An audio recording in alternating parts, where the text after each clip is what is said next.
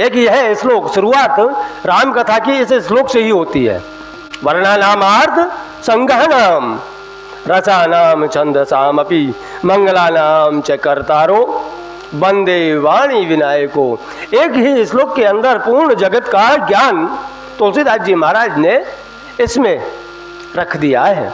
अब यहाँ बहुत से ज्ञानी पुरुष यह भी कहते हैं कि अगर तुलसीदास जी महाराज स्वयं संत थे तो उन्होंने वर्णों का इसमें उदाहरण शुरुआत वर्ण से क्यों की। बहुत से लोग उसको अलग दिशा में ले जाते हैं, पर यहाँ तुलसीदास जी महाराज जी का कहना एक ही है, वर्णा नामार्थ संज्ञा नाम।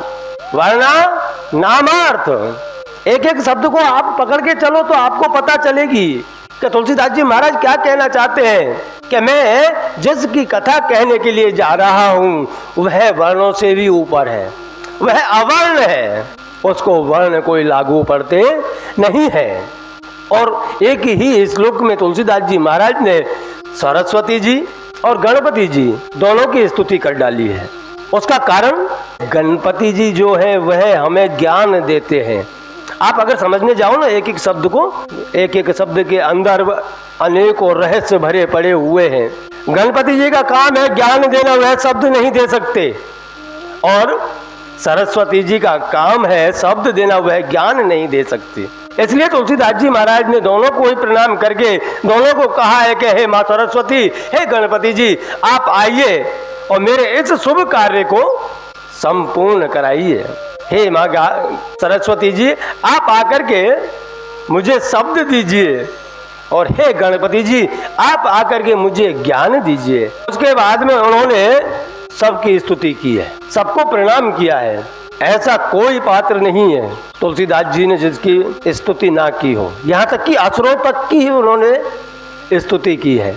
कारण यही है, जब आप के अंदर भगवान के प्रति निस्वार्थ भाव से प्रेम जागृत होगा ना, उस समय आपको कोई असुर नजर पड़ ही नहीं सकता कि ये निशाचर है, निशाचर नजर ही नहीं पड़ेगा। कारण क्योंकि आप निष्काम भाव से प्रभु की भक्ति कर रहे हो, आपको तो हर किसी के अंदर प्रभु के दर्शन होंगे, तो क्यों ना आप उनकी स्तुति करोगे। क्योंकि निष्कपट निष्काम भाव से भक्ति करना और उस भक्ति को पूर्णतः अपना लेना, प्रभु के लिए मार्ग में जाने के लिए, प्रभु के मार्ग में जाने के लिए इससे अति उत्तम मार्ग कोई और नहीं है। नहीं तो आजकल लोग बाग निष्काम भाव तो रहा ही नहीं, हर किसी को कुछ ना कुछ चाहिए। अब भगवान से हम हर समय मांगते ही रहेंगे तो भगवान भी तो समझते हैं भाई तू खुद तो कुछ करता नहीं है और हम आपको देते रहें तो ऐसे हम भी नहीं है। क्योंकि भगवान भी उसको देते हैं जो स्वयं के ऊपर पुरुषार्थ के ऊपर विश्वास रखता हो, स्वयं के कर्म के ऊपर विश्वास रखता हो, भगवान भी उसी को देते हैं। अन्यथा आप स्वयं का कर्म छोड़ करके भगवान के पीछे दौड़ना चालू कर दो, मुझे दे दो, मुझे दे दो, मुझे दे दो, नहीं देंगे। क्योंकि हम स्वयं का जो कार्य है उसको तो छोड़ करके बैठ गए और किसी और के भरोसे। अरे आप अपना कार्य पूर्ण करने के बाद में जो भगवान के पास में जाते हो और वहां जाकर के कुछ नहीं मांगते हो ना, कभी ऐसा करके तो देखो। आप अपना जीवन भगवान के चरणों में समर्पण करके तो देखो, और जैसे दिन से आप संपूर्ण समर्पण कर दोगे उस दिन से भगवान आपके सारे कार्य करना चालू कर देंगे। क्योंकि भगवान तो क्या नहीं कर सकते ये विचार कीजिए, लेकिन आप भगवान के आधार से रहोगे तो। आज के कलयुग के अंदर ऐसे बहुत से उदाहरण दे सकते हैं हम, भगवान ने कहां कहां पर क्या क्या कार्य किए हैं भक्तों के लिए। यह संसार पूरा चमत्कारों से भरा पड़ा हुआ है। आप विचार नहीं कर सकते कि एक हम जूनागढ़ का एक नरसिंह मेहता, उनका कौन सा कार्य अटक गया। सारे कार्य आकर के सांभलिया वाले किए, ठाकुर जी ने सारे कार्य किए, बल्कि नौकर बन करके उनका रहा। इधर मीराबाई ने जब संपूर्ण समर्पण कर दिया, भगवान के चरणों में अर्पित हो गए, उसके बाद में मीराबाई ने क्या, मीराबाई के भी तो मार विष का जहर पी गई, जहर का प्याला मीराबाई पी गई, फिर भी वह अमृत बन गया क्योंकि उसने ठाकुर जी को समर्पित किया हुआ था। भाई अब जब जिसने संपूर्ण जीवन ठाकुर जी को समर्पित कर दिया हो उसका कोई क्या बिगाड़ सकता है बाप। आजकल तो थोड़ी सी उंगली में लग जाएगी तो भी मार भगवान को नहीं समर्पित होते। लो थोड़ा सा कोई गलत हो गया तो भगवान ने किया है। अरे पहले भगवान के होके तो बताओ। जिस दिन आप भगवान के हो जाओगे भगवान आपके कार्य करना चालू कर देंगे। इधर तुलसीदास जी महाराज फिर सर्वप्रथम बहुत सुंदर रचना की है और सुंदर वाक्यों में ये पहली चौपाई में जो स्तुति करने के लिए तुलसीदास जी महाराज जा रहे हैं कितनी सुंदर है। बंदौ गुरु पदम परागम सुरुचे सुवास सरस अनुरागम अमीय मूरी में चूरल चारू समल सकल रुज भव रुज परवारू सुकृत संभूतन विमल विभूति मंजुल मंगल मोद प्रसूति जन मन मंजू मुकुर मलहरनी किए तिलक गुण गण बस करनी।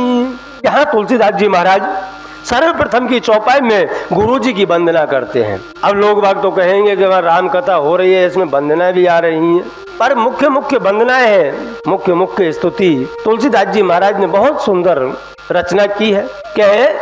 पहले तो उन्होंने कहा है कि मैं गुरु जी के पदम परागा यानी पैरों की वंदना करता हूँ। फिर उन्होंने कहा कि मैं गुरु जी के नख की आमी में मूरी में चूरन चारू। अगर गुरु जी के चरणों की रज यानी धूल जिसको मिल जाए वह कृतार्थ हो जाता है। जैसे लोग कहते हैं कि शमशान की एक चिता की जली हुई लाश की जो राख है, अगर वही राख और महादेव जी के जाकर के शरीर पर लग जाए और वहां से अगर कोई ले ले तो वह एक भस्म बन जाती है। वह एक राख जो चिता की है, मुर्दे की राख, वह अगर महादेव को चढ़ जाए तो वह पूजनीय बन जाती है, एक प्रसादी एक भभूति बन जाती है। ऐसे ही अगर आपके गुरुजी के चरणों की रज आपको प्राप्त हो जाए तो उससे अमी में चूरन चारू, इससे भी अच्छा कोई प्रसादी नहीं है। तुलसीदास जी महाराज स्वयं कह रहे हैं इस बात को। श्री गुरु पद नख मन गण ज्योति, एक प्रकाश के समान गुरु जी के चरणों को नख की भी उपमा हम नहीं कर सकते। अगर हम नख की परिभाषा समझाने जाए गुरु जी के तो वह भी हम नहीं समझा सकते। कारण क्या? यहाँ महापुरुष भी कहते हैं कि गुरु गोविंद दोनों खड़े काके लागू पाए, बलिहारी गुरु आपको जो गोविंद दिए बताए। क्योंकि इस मोह माया के सांसारिक जीवन में से अगर निकाल करके भक्ति के मार्ग पर चढ़ाने वाला कोई है तो वह एक गुरु है। गुरु ही आपको परब्रह्म परमात्मा से मुलाकात करा सकता है, नहीं तो इस संसार में कोई आपको भगवान से मुलाकात नहीं करा सकता। कोई ना कोई आपका गुरु बन जाएगा और आपको उस मार्ग पर लेकर के जाएगा जहां आपकी लास्ट छैली अंतिम यात्रा की मंजिल है। और नहीं तो इस जीवन में हम आए हैं धक्के खाते खाते और धक्के खाते खाते ही जाएंगे। गुरु जी की वंदना करने के बाद में तुलसीदास जी महाराज ने संतों की वंदना की है। इस भारतवर्ष के संत, मैं बहुत सी बार कहता हूँ, मैं संतों की बात कर रहा हूँ, साधुओं की बात कर रहा हूँ। ये मत समझ लेना कि इसमें सभी आ जाते हैं। यहाँ साधुओं की परिभाषा तुलसीदास जी महाराज स्पष्ट बता रहे हैं कि साधु चरत शोभ चरत कपासु निराश विषद गुण मैं बल जासु जो सही दुख परि क्षेत्र दुरावा बंदनीय जेहि जग जस पावा। यहाँ तुलसीदास जी महाराज स्वयं संतों की परिभाषा बता रहे हैं कि भारतवर्ष के अंदर कौन से संत और संत की पूर्ण परिभाषा क्या है, संत के लक्षण क्या है। आपको अगर पूर्णतः साधु को ही पहचानना है, किसी संत को पहचानना है तो उसका जीवन कैसा होता है पहले इसको पहचानना पड़ेगा। उसके बाद में आप संत की परिभाषा को जान सकते हैं। संत के जीवन में से आप स्वयं के लिए कुछ प्राप्त कर सकते हैं, अन्यथा यह जीवन ऐसे ही व्यर्थ में निकल जाएगा। तुलसीदास जी महाराज कह रहे हैं कि संत का चरित्र कैसा होता है। मैं सुनाता हूं कि संत का चरित्र एक कपास के फूल के बराबर होता है। संत का चरित्र कपास के फूल की तरह होता है। जैसे कपास के फूल के अंदर कुछ नहीं होता। कुछ का मतलब समझ रहे हो ना? ना ही तो उसके अंदर रस होता है और नहीं उसके अंदर कोई सुगंध होती है। फिर भी वह कपास का फूल कितना उपयोगी है। आप विचार कीजिए, किसी खेत में जाके कपास उगा हुआ है, उसके डोडा आ गए, उसको उतार करके बाजार में भेजा गया और बाजार में से वह फैक्ट्री के अंदर गया और फैक्ट्री में से वह कंतान बन करके निकला, एक धागा बन के निकला और उसी धागे को फिर से दूसरी फैक्ट्री में भेजा गया, वहां से वह कपड़ा बन के निकला। वही कपड़ा आज हमारी और तुम्हारी इज्जत को ढकता रहता है। ऐसे जैसे वह कपास का फूल है, ऐसे ही संत का एक चरित्र है। वह स्वयं के लिए कभी नहीं जीता, वह हमेशा समाज के लिए जीता है। समाज को किस दिशा में लेकर के जाना है, समाज के लिए क्या करना है, यह संत करते हैं। अगर कोई पेट भरा हुआ है तो वह संत नहीं हो सकता। हमेशा आप यह भी विचार कर लेना कि संतों की परिभाषा तो इतनी है कि जो हमेशा दूसरों के बारे में ही विचार किया करे, दूसरों के जीवन के उद्धार के बारे में सोचा करे और उनको सत्य मार्ग पर लेकर के जा सकते हैं। ऐसा संत का चरित्र होता है, क्योंकि संत को और कुछ आता ही नहीं है। बस मुझे तो ये देखना है कि समाज को कैसे मैं आगे लेकर के जाऊं, इस समाज का कल्याण किसमें है, वह रात और दिन इसी चिंतन में लगा रहता है। नहीं, बहुत से लोग कहते हैं ना कि संसारी में और साधु में फर्क क्या है। यहाँ बहुत से ढूंढते भी हैं फर्क, पर छोटा सा फर्क मैं बता देता हूँ कि संसारी में और साधु में इतना ही फर्क है कि जब संसारी सोता है तब साधु जगता है और जब संसारी जगता है तब साधु सोता है। आप लोगों से बिल्कुल विपरीत है। आप हमेशा काम, क्रोध, लोभ, मोह, अहंकार के चक्कर में हमेशा दौड़ लगाते रहते हो। इधर को संत हमेशा इस चीज से परे, बिल्कुल विपरीत, सबको छोड़ त्याग करके समाज को किस मार्ग पे ले जाना है, समाज को कैसे कल्याण का मार्ग बताना है, उसी के चक्कर में लगे रहते हैं। उनके पास में कोई है छोटा हो कि बड़ा हो, ऐसा कुछ नहीं होता। वहां तो राजा भी आएगा, रंक भी आएगा, दोनों एक ही आसन पे आकर के बैठेंगे और उनको बस वही एक ही मार्ग बताएगा, सत्य का मार्ग, कि तुम सत्य के मार्ग पे चलो।